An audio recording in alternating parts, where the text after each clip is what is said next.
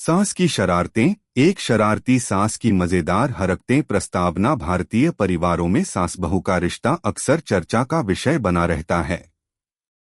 यह रिश्ता कभी तो बेहद प्यारा और सहयोगी होता है, लेकिन कभी कभी यह हल्की फुल्की तकरार और मजेदार शरारतों का कारण भी बन जाता है।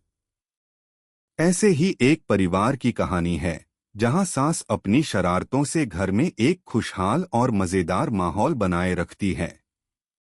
अगर आप अपनी माँ से प्यार करते हो और उनको हमेशा खुश देखना चाहते हो तो चैनल को सब्सक्राइब करो, लाइक करो, हर हर महादेव कमेंट करो। बहुत ही जल्द आपको खुशखबरी मिलेगी। प्लीज वीडियो को लास्ट तक जरूर देखें। अब आगे सुने कहानी की शुरुआत। यह कहानी एक छोटे से शहर की है, जहां एक औरत, जो कि घर की सास थी, अपने शरारती स्वभाव के लिए प्रसिद्ध थी। उनका नाम था पुष्पा देवी। पुष्पा देवी का घर में एक खास स्थान था। वे न केवल परिवार की मुखिया थीं, बल्कि उनका दिल भी बहुत बड़ा था। उनकी मजेदार हरकतें घर के सभी लोगों के चेहरे पर मुस्कान ला देती थीं।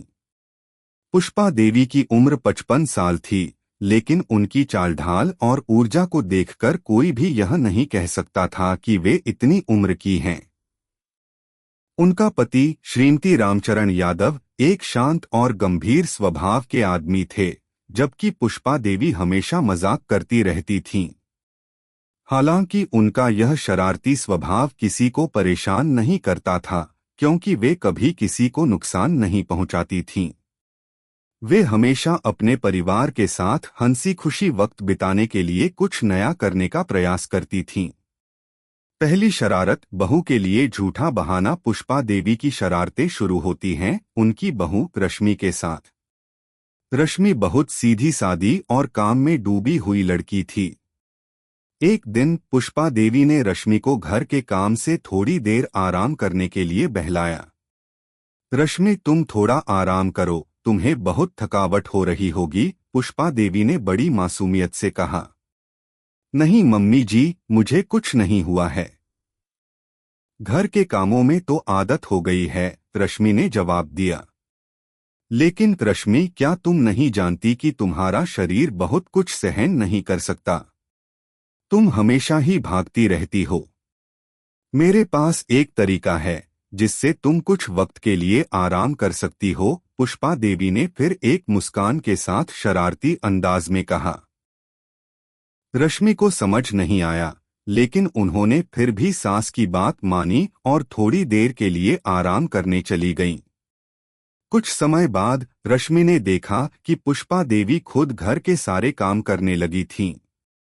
यह देखकर रश्मि हैरान रह गई। मम्मी जी, आपने मुझे आराम करने के लिए कहा और खुद सारे काम करने लगे, रश्मि ने कहा। पुष्पा देवी ने हंसते हुए जवाब दिया, अरे बिटिया, जब तुम आराम कर रही हो तो मैं भी थोड़ा काम करने का सोच रही थी। इससे हमारी सेहत भी ठीक रहती है।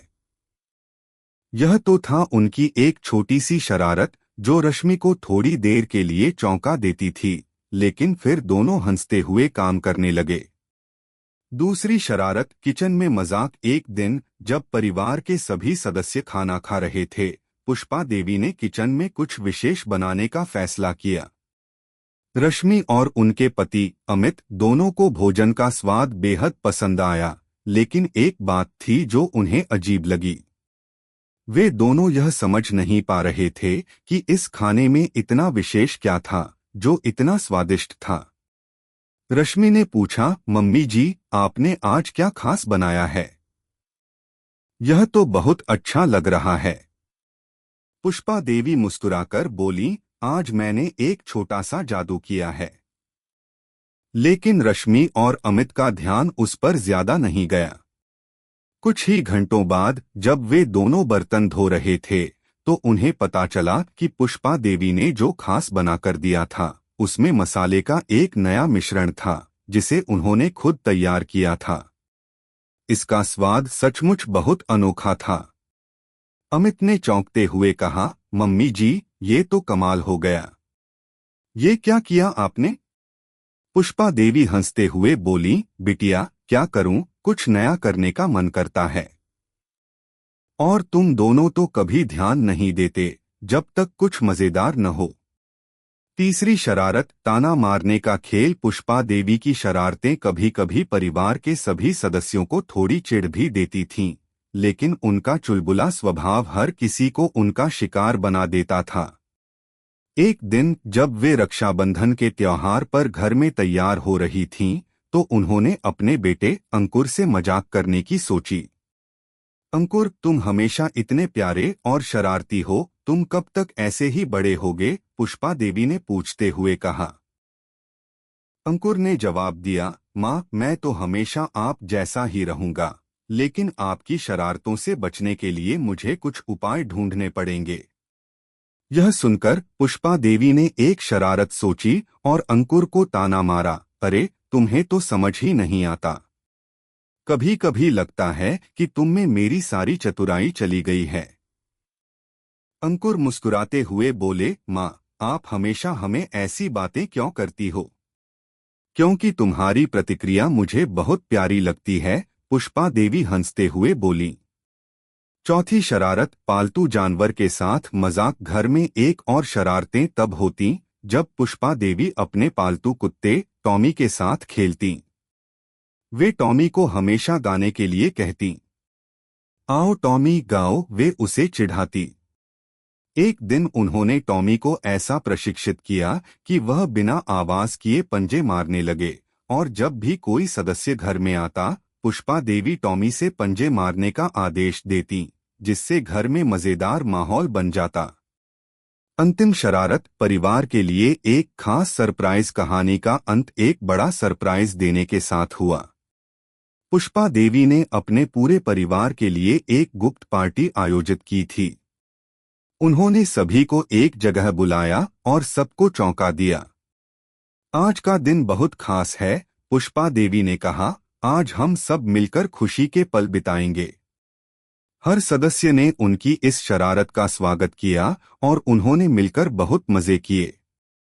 निष्कर्ष, पुष्पा देवी की शरारतें न केवल परिवार में खुशियां लेकर आती थीं, बल्कि ये उन्हें एक दूसरे के और करीब भी ले आती थीं।